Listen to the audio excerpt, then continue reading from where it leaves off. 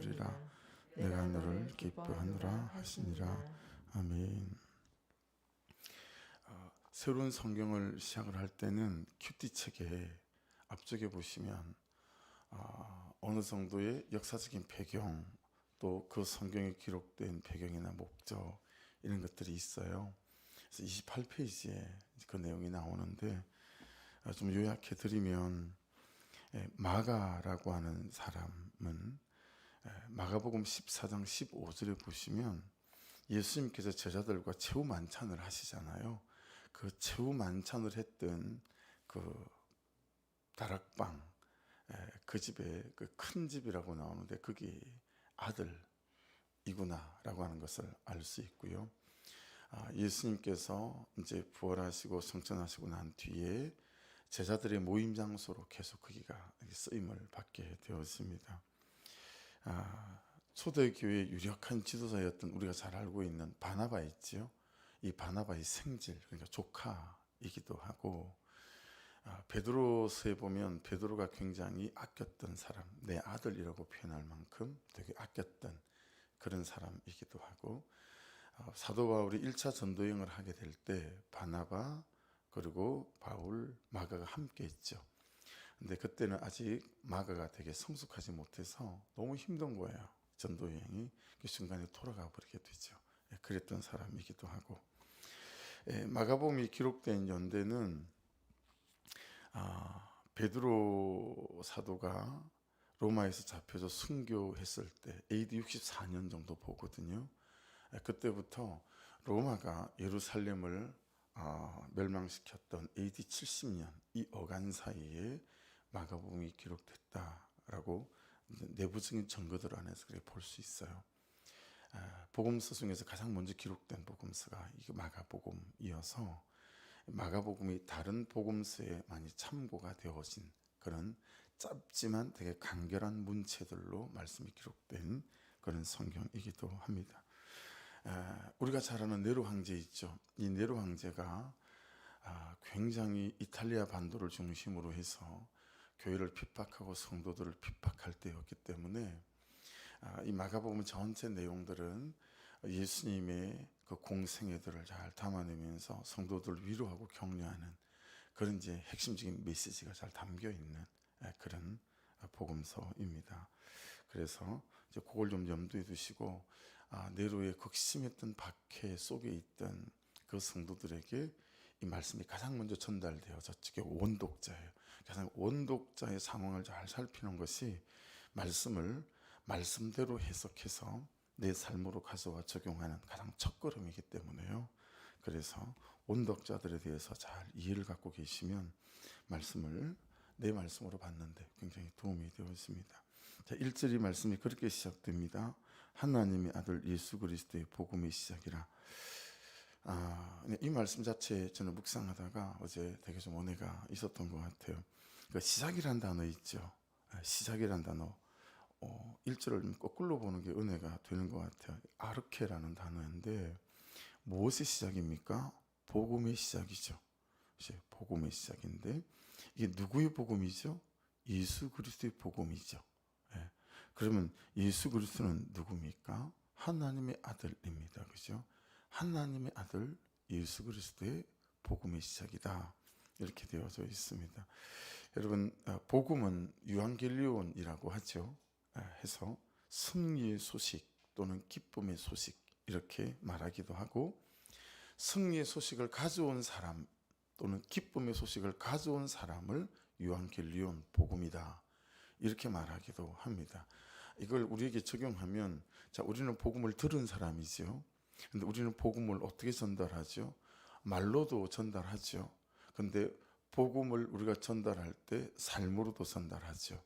그러니 여러분, 복음은 기쁜 소식이기도 하지만 그 기쁜 소식을 전달하는 사람도 복음이라고 원어적으로는 해석이 되어져요. 그러니 예수 그리스도 그분 자체가 복음이지만 그분에게 복음을 받은 우리도 누군가에게 복음이 되어질 수 있는 존재이다. 그래서 내 삶이 또한 복음일 수 있다라고 하는 것들을 말씀 안에서 충분히 유추할 수 있습니다. 자, 여러분, 우리의 결론이 무엇이었습니까? 우리의 결론은 죄인이었죠. 그죠? 죄인이었습니다. 그래서 죄인의 결론은 뭐죠? 사망이다라는 결론을 받아들고 살았던 사람이죠. 자, 로마서 6장 23절에 우리의 결론이 잘 나와 있습니다. 어떻게 나오죠? 죄의 삭은 사망이요. 이게 우리의 결론 아니겠습니까? 자, 사망이라는 단어는 익숙하지요? 다나토스라고 하는 단어.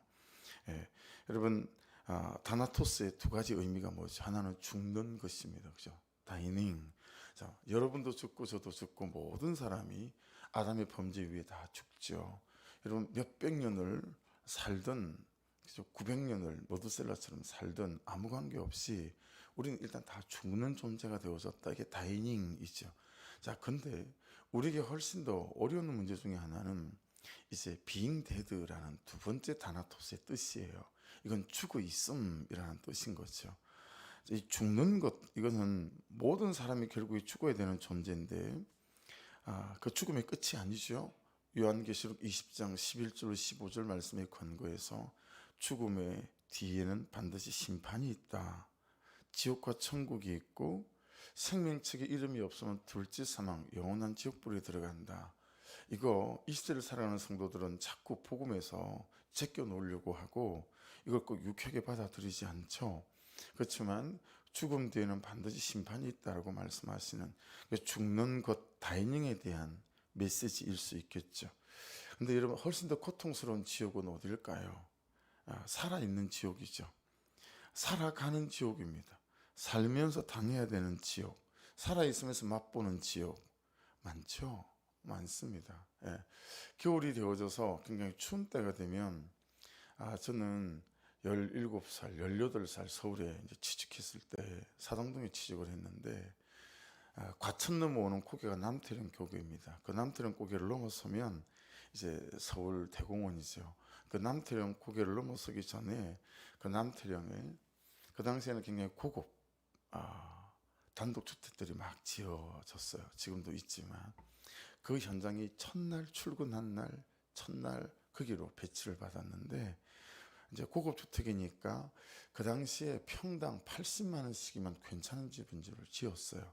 근데 그 동네는 보통 평당 그 당시에 300만 원씩이니까 일반 집에 3배를 들여서 집을 짓는 아주 고급스러운 집들이었어요. 집들마다 다 정원이 있고 다 샘이 있고 뭐 그렇게 지었던 집인데 하자가 생기는 거예요. 그래서 물이 새요. 거기를 이태종 이름도 안 잊어버리네요. 그 기사 그분이 데리고 가더니 보일러실에다 저를 집어넣고 다 물이 터져 있으니까 보일러도 안 되죠. 거기서 나온 물을 다 스펀지로 짜내라는 거예요. 그러니까 스펀지를 가지고 그 물을 짜내는데 이 손이 끊어질 것 같은 거예요. 아직 그때는 뭐 나이가 많고 그럴 때가 아니니까 그때 정말 집에 가고 싶었어요. 너무 서럽고 그 막 한 2시간 못 뛰니까 그냥 너무너무 발끝부터 다 춥고 한겨울이었던 것 같습니다. 그러니까 여러분 뭐 그런 거야. 우리가 살아가면서 예사로운 거 아니겠습니까? 손끝이 아픈 것 말고 마음이 아프고 그죠? 관계 어려움이 생기고 인생의 어둠이 오고 광야를 지나갈 때 그 살아있는 지옥 맛보는 고통은 여간 어렵지 않잖아요. 이 죄인인 결론인 살아있는 사망 이게 이제 비잉데도 죽어 있음이죠. 죽어 있음. 예. 여러분 죽어 있음이 어떤 거죠? 살아 숨쉬고 있는데 힘이 드는 거죠. 고통스러운 거예요. 꼭 뭐라고 말할 수 있을까요? 백조가 백조인 줄 모르고 미운 오리 새끼로 살아가는 그런 과정도 아마 이르지 않았을까요? 그러니까 미운 오리 새끼는 일생을 거짓 메시지에 속아 살았잖아요. 야, 넌 미운 오리 새끼야. 주변에 살고 있는 모든 닭이고 고양이고 강아지도 다 자기 보고 미운 오리 새끼라고 하니까, 그죠? 그래서 왕따 당하고 살아가니까 여러분 그걸 사람처럼 생각해 본다면 나는 왜 이렇게 힘이 돌아야 되나?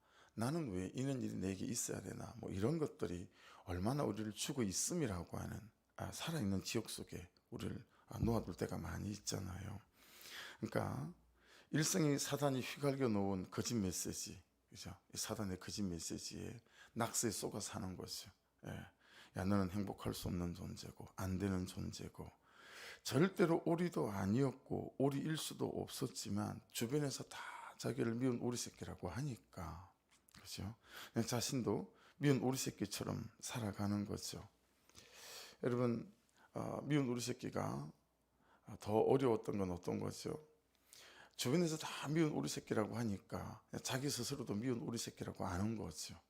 예, 우리가 잘 쓰는 표현처럼 누군가 내 목 뒤에다가 야, 너는 500원짜리라고 거짓 상표, 옛날 어른들이 말한 레떼루를 딱 붙여놓고 나면, 아, 나는 행복할 수 없는 존재인가 보다, 아, 나는 안 되는 존재인가 보다, 뭐 이런 것들이 있잖아요. 그러니까 그냥 세상이 그러고 현실이 그러면 내가 그걸 받아들인다라는 거죠. 그냥 미운 오리 새끼로 그냥 살아간다라고 하는 거죠. 이 동화책 속의 내용처럼 미운 오리 새끼가 집을 가출해서, 여러분, 산을 걸어가다가 어느 아름다운 호수에서 너무 예쁜 새가 떠 있는 걸 보고 막 황홀해 하잖아요.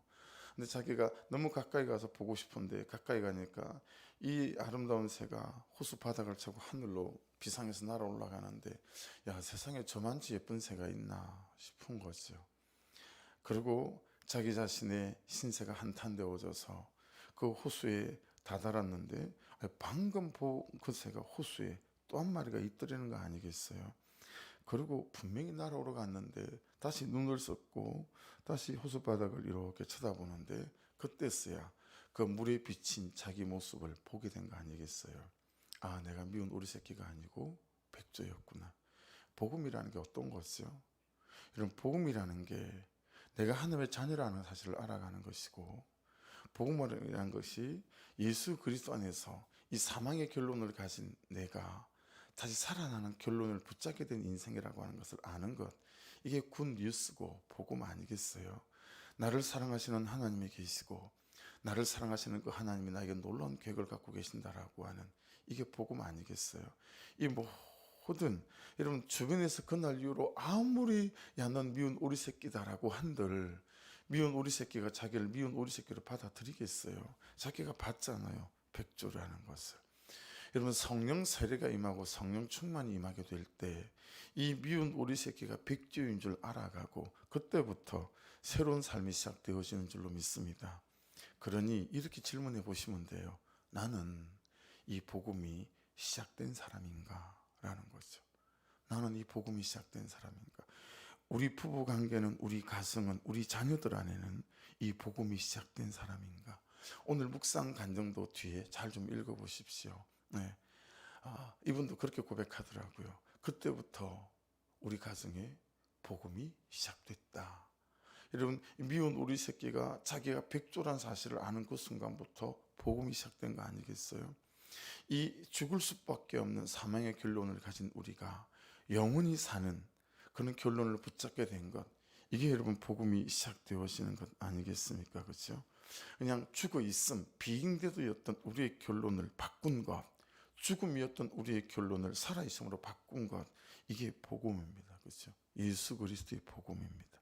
하나님의 아들 예수 그리스도의 복음입니다. 이 복음이 우리에게 시작되어졌는가 라는 거예요. 근데 여러분 잘 한번 보십시다. 2절 3절을 보시면 다시 읽어보실게요.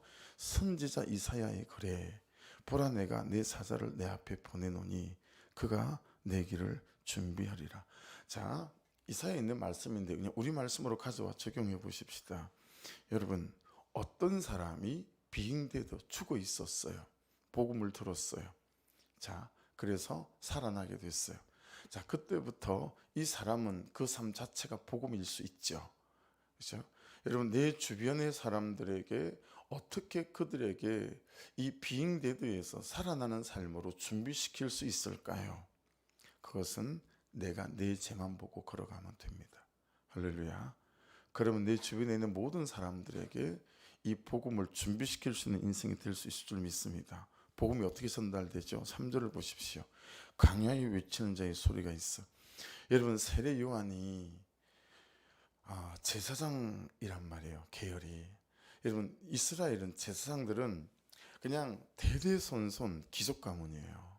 예, 이건 혈연으로 다 전달이 되어지는 거기 때문에 시험 쳐서 되는 게 아니란 말이에요.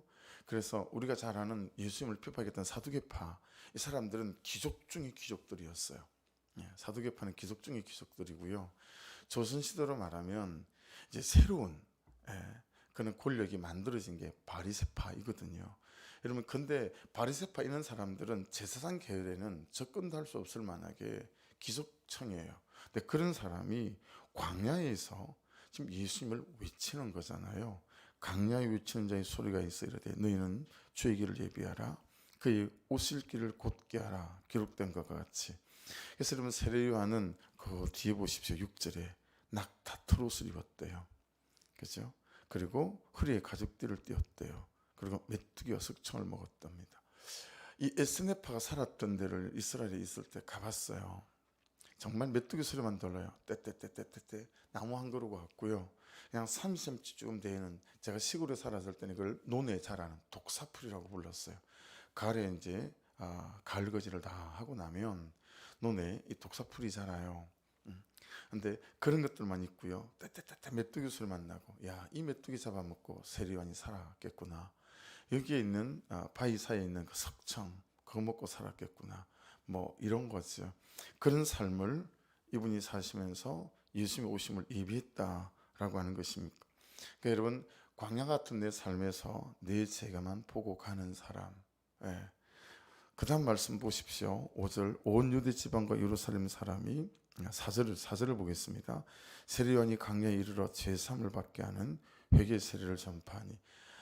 죄사함을 받게 하는 회개 세례, 밑줄 그어 보실만 하죠.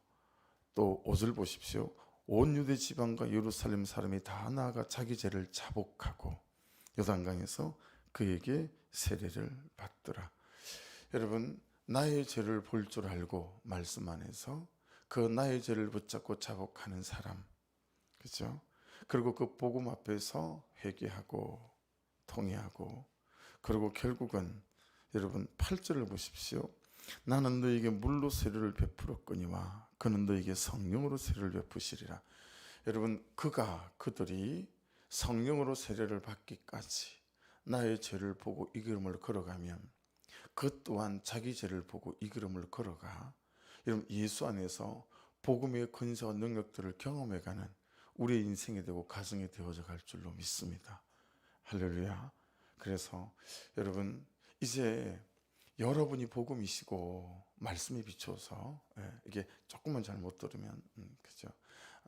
또 여러분의 삶이 이 복음을 드러내는 삶으로 이거 부르심을 입었어요. 그래서 이 새벽에도 계속해서 회개 세례를 말씀하시고 또 자복하는 것을 말씀하시고 그렇게 우리에게 말씀하고 있습니다. 여러분, 여러분의 심령 안에 또 여러분의 주변에 있는, 특별히 명절이니까 모든 사람들이 이 회개의 성령의 세례를 경험할 때까지 저와 여러분이 이 세례 요한처럼 여러분 낮은 자리에서 섬김의 자리에서 나의 죄를 보고 간다면 저와 여러분이 이 복음을 삶으로 전달하는 사람들이 되어져서 또 다른 누군가가 복음이 시작되어지는, 또 다른 누군가가 미운 오리 새끼에서 백조의 삶을 살아갈 수 있는 존재적 회복, 존재적 시작들이, 존재적 의미와 가치가 있는 인생이 되어질 줄로 믿습니다. 그러니 잘 적용해 보십시오. 내가 이 명절 중에도 내 죄만 보고 잘 가고 있나, 잘 적용해 보시고, 또 내가 광야에 살았던 세례 요한처럼 낮아져서 섬김의 자세로 그가 회개의 성령을 받을 때까지 내가 살아가야 될 일은 뭔가.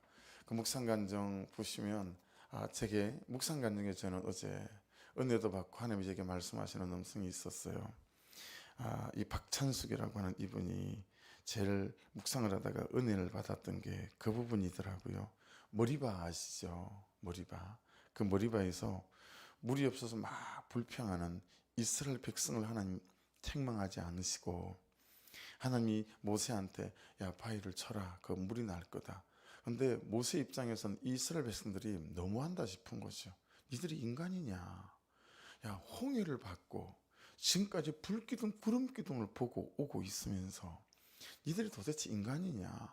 이런 마음이 가득했던 거죠. 그래서 열받은 거 아니겠어요? 그래서 여러분 그 백성들한테 혈기나는 마음으로 막 바위를 두드렸단 말이에요. 여러분, 머리바위에서 물이 없다고 하나님을 원망하는 그들을 책망하지 아니하시고 세상에 이 백성들을 보고 너무 마음이 힘이 들어서 그 바위를 내려쳤던 모세를 책망한 그 장면을 보시고, 여러분 그 책망이 야 너 3일 금식해 이게 아니잖아요. 넌 가나안 땅 못 들어가 이거잖아요. 이 책망을 보고 이 박찬숙이라는 이분이 자기 아내의 삶을 깨닫게 된 거예요. 남편이, 이 사람은 명문대로 나오고 남편은 고등학교 졸업생이에요. 너무 찌질하게 가난하게 사는 거죠. 맨날 남편을 원망했는데 이 대목에서 이 사람의 인생이 꺾인 거예요. 하나님 앞에. 내가 죄인이었구나. 하나님은 이스라엘 백성을 나무라지 않으시고 모세를 나무란 것처럼 자기 때문에 남편이 수고한 게 깨달아지더라는 거죠. 그리고 이분의 인생이 뒤집어지는 기회가 되었던 것 같습니다. 여러분, 명절 속에 있고 또 가족들의 얼굴을 보는 때인데, 여러분 원망하지 마시고 불평하지 마시고 내가 말씀 앞에 꼿꼿하셔서 나를 위해 그들이 수고하고 있음을 다시 한번 깨닫고 나의 죄만 보고 이 걸음 잘 걸어가셔서 저와 여러분의 말 한마디가 복음되기를 주의 이름으로 축복합니다. 저와 여러분의 시선 하나가 복음되기를 주의 이름으로 축복합니다. 그냥 저와 여러분의 태도 하나, 삶 하나가 이 명절 속에도 복음이 되셔서 또 다른 비행대도 죽어있는 그 어떤 누군가가 다시 이 복음으로 살아날 수 있는 회개의 복음이 전파되고 성령 세례의 복음이 전파되어지는 놀라운 날 될 수 있기를 주의 이름으로 축복합니다. 기도하겠습니다. 그렇게 기도하고 싶습니다. 하나님, 하나님의 아들 예수 그리스도의 복음이 내 존재 속에서 다시 확 꽃이 피게 도와주시고 시작되게 도와주시고 우리 가정 안에, 우리 가문 안에, 우리 목장과 교회 안에 사람마다 이 하나님의 아들 예수 그리스도의 복음의 시작이 시작되게 도와주셔서 여전히 예배 안에 있음에도 불구하고 이 복음이 시작이 안 된 분들이 있잖아요. 하나님, 여전히 예수를 남편도 믿고 아내도 믿고 엄마도 믿고 아빠도 믿는데 이 가정 안에 복음이 시작되지 않은 가정이 있을 수 있잖아요. 아버지, 이 복음이 시작되게 도와주셔서 복음을 듣는 나부터 아버지 광야의 삶이 시작되게 하시고 나의 죄를 보는 삶이 시작되게 도와주셔서 아버지 참으로 사람이 복음되어지고 삶이 복음되어지는 역사가 아버지 있게 하여 주시옵소서. 우리 말씀 붙잡고 기도하시고 또 그늘을 위해서도 신은상 목사님을 위해서도 꼭 뇌종양 중보 부탁드리고 조시라 집사님 허리를 위해서도 꼭 중보 좀 부탁드립니다. 그래서 하나님 깨끗함을 입을 수 있도록 도와주십시오. 믿지 않는 남편들 또 자녀들 위해서도 중보 부탁드립니다. 우리 주여 한번 부르고 기도 시작하겠습니다. 주여, 하나님 감사합니다. 오늘도 주신 말씀 앞에서 나의 저를 붙잡고 아버지 기도합니다. 아버지 인도하여 주시고 간섭